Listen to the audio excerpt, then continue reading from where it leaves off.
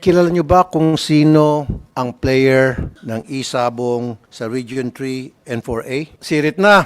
Ang sa Region 3 and Region 4, Pineda ang apelyido ng operator niyan. Sa region, sa CAR, Cordillera Autonomous Region, Abra, ang apelyido ay Bernos. Buti pa yung barbero ko, walang Intel funds, alam. Kayo, ang lalaki ng Intel funds yun, hindi nyo alam. Kaya siguro hindi nyo mahuli-huli dahil dun sa mga pangalang malalaki. Hindi nyo kayang hulihin dahil they're very powerful. Ngayon, pakita nyo sa amin na kayo po ay nagtatrabaho para sa taong bayan, hindi para sa mga ma-influensya at mga makapangyarihang tao. Ipatigil nyo itong online sabong nila. Hanggang ngayon, ang tapang, di ba? Online pa rin sila. Kahit na alam nila na nag-hearing tayo, how big time these people are. Because they think they're untouchable because they're a friend of the PNP, they're a friend of the NBI, they're a friend of the CICC and the PAOK. Ayan oh, may nag-text sa akin, boss, nakarating na sa kanila, kay Pineda. Nag-text, source ko, nakarating na kay Pineda. Anong ginawa ni Pineda? Tuloy lang. Walang respeto.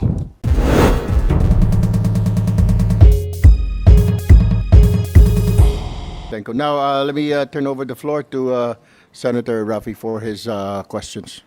Thank you, Mr. Chair. PNP, CICC, NBI, meron man taga-PAOK dito? Okay. Kilala nyo ba kung sino ang player ng Isabong sa Region 3 and 4A? Do you know?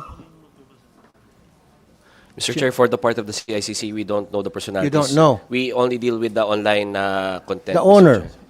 the operator, you don't know. We don't know, Mr. Chair. Okay, PNP? For information, sir. With a budget of 1.3 billion yan, ha? Yes, sir. So, kilala nyo o hindi? Yes or no lang? Yes or no lang po, please. The online website, sir, is hosted outside, abroad, as No, yung during our, pinakita ko kanina live. Kilala mo ba? Region 3 and 4A yun. looking on that, sir. You're looking into that. Yes, sir. At meron kang 1.3 billion budget sa Intel funds. Okay. How about NBI? Thank you, Your Honor. I was able to talk to my colleague from the Organized and Transnational Crimes Division of the NBI. Apparently, we don't have any information about Okay. Pampanga, but Bulacan we have. Bulacan, you have. And who is the owner, operator of the Isabong in Bulacan? Are we allowed to mention the name now? Why not? Considering that we are actually having an active application for search warrant in Bulacan.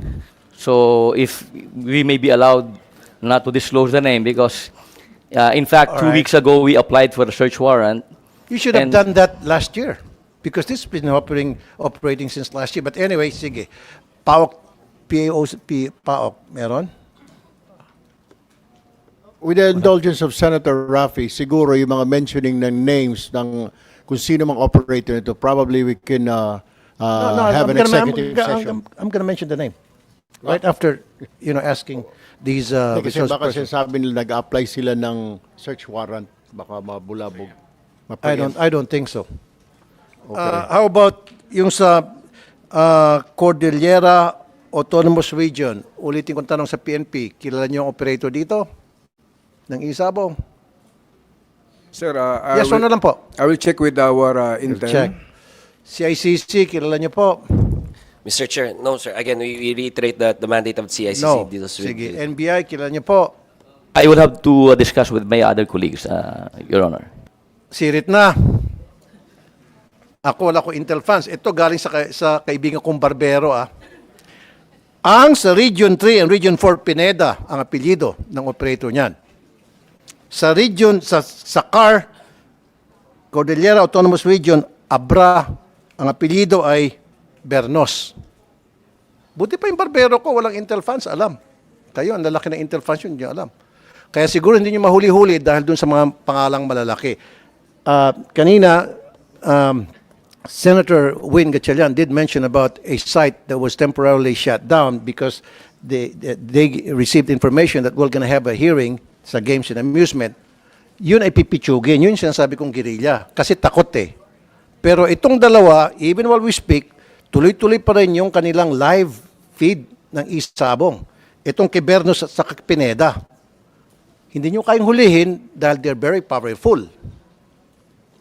Tama ba ako, PNP, o tama ako talaga? Hindi nyo kaya si Pineda. Hindi nyo kaya si Bernos. Ngayon, pakita nyo sa amin na kayo po ay nagtatrabaho para sa taong bayan, hindi para sa mga ma-influensya at mga makapangyarihang tao. Kasi PNP ka, di ba, to serve and protect? It seems to me that you're serving and protecting not the taong bayan, but Bernos and Pineda. The interests of Pineda and Bernos. Show it to us. CICC, DICT, NBI, PAOK, show to us Mr. na Chair. kayo ay nagsiserve sa taong bayan at hindi para sa ilan. Mr. Chair, with the permission of the chairman, sir. Sir, with CICC, that's the reason why we don't really deal with names. If it's illegal, we take it down. That's the reason why whoever the person behind any illegal website is, we don't really care, Mr. Chair. So we take it down once it's reported to us and once we verify it's illegal, we take it down, Mr. Chair. I know that, Yusek, but at least man lang, imposibleng hindi nyo alam kung, o hindi ka interesado malaman kung sino ang behind the operations of this illegal site para in case you need to file a case against these persons or people, at least meron kayong pangalan na may submit sa korte, yes or no? Yes, tama? Yes, Mr. Chair. Correct, thank you. I rest my case. Now, dito naman po sa PAGCOR, merong mga e-gambling international. Ito yung sinasabi ni Sen. Erwin na hindi register sa PAGCOR and yet nakapasok dito. I don't know, again, CICC ang tatamaan dito at napapayagan. So hindi nagbabayad ito ng buwis kasi hindi registered sa PAGCOR eh. Example na lang, itong 1xBet, global betting company. It entered a partnership with the Maharlika Pilipinas Basketball League. Aware kayo dito? So, ba't ninyo tinitake down? Eh, hindi naman to register sa inyo at hindi allowed, hindi nagbabayad ng buwis sa Pilipinas. Your Honor, para po sa kaalaman nyo, pinatake down po namin ang MPBL, sa MPBL ang 1xBet at nung pong nagtutournament mismo, kami po ay nagpunta ron at binabana po nila. Ang totoo po ay hindi na po sponsor ng MPBL ang 1xBet. Sumulat po ang PAGCOR sa organizers ng MPBL at doon po mismo nagpunta ang aming security para ibaba. At nag-agree na po ang MPBL, iba na po ang sponsor nila, Your Honor. Hindi na po 1xBet. Ang 1xBet din po ay winarningan na rin namin. Ganun din po lahat na nag-i-exhibit at merong mga convention sa Pilipinas, hindi na rin po namin bibigyan ng permiso na makapag-exhibit, payagang makapag-exhibit o magkaroon ng gaming conference sa Pilipinas kung ito po ay susuportahan at lalahok dito ang lahat ng mga illegal operators tulad nung binanggit ninyo na 1xBet na napaka-agresibo po talaga. Inulat na rin po namin ito sa CICC, sa DICT at sa NTC at gusto ko pong ipaabot sa inyo na ilang beses na pong naging aktibo sa pagbababa ng website ang CICC, kaya lang po siguro sila'y mas technical na makapagpapaliwanag na ang nangyayari po, napapalitan nila yung isang image, isang letra, isang comma para po mag-resume na naman po sila.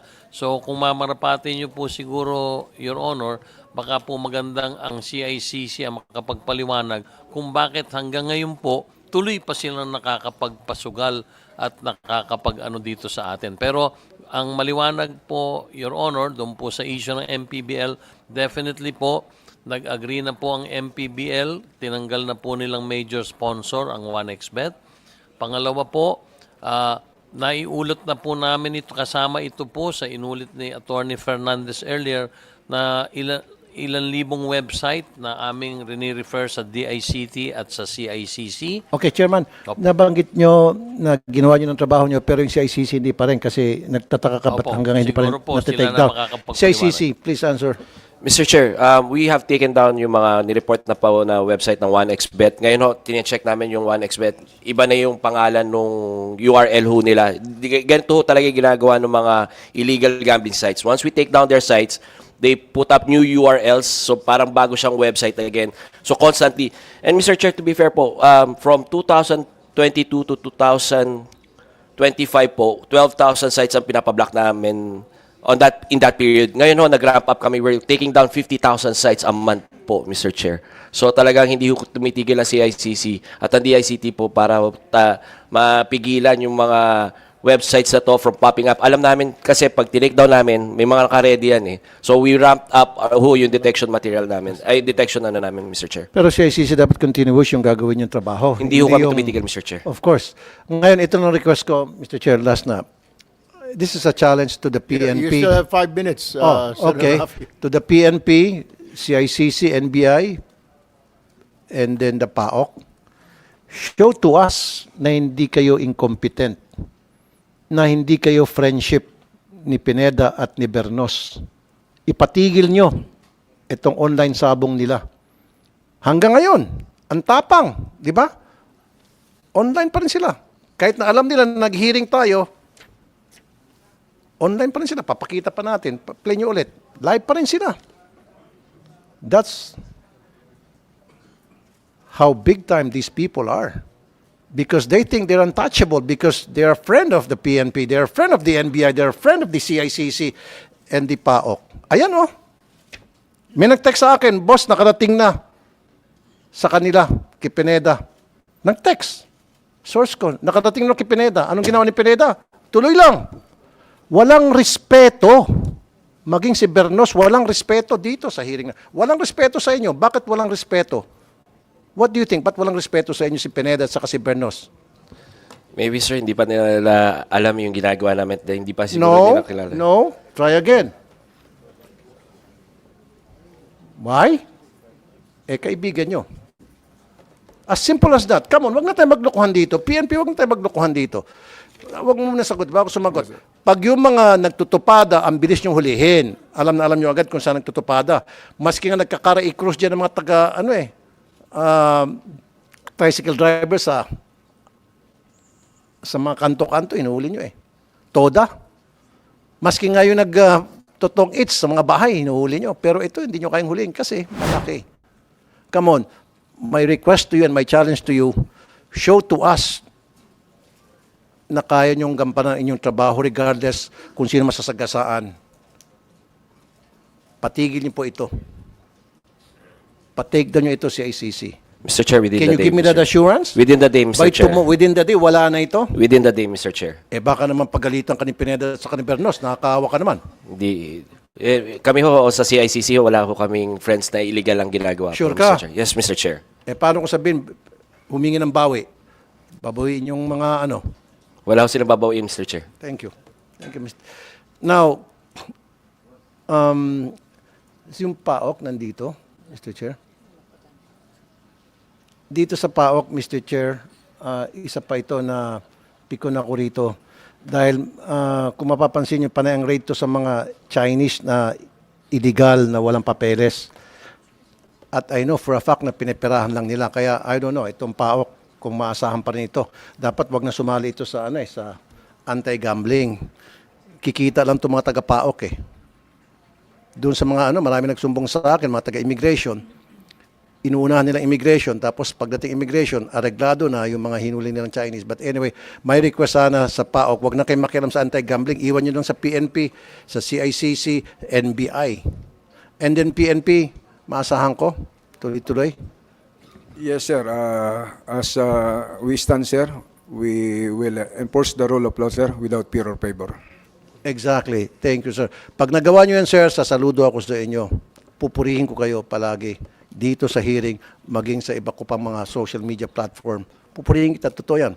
Pag wala na yan tomorrow, pero pag nandiyan pa rin yan tomorrow, sorry makakatikim kayo ng mga masasakit na salita from me, CICC especially because you did promise a while ago, right?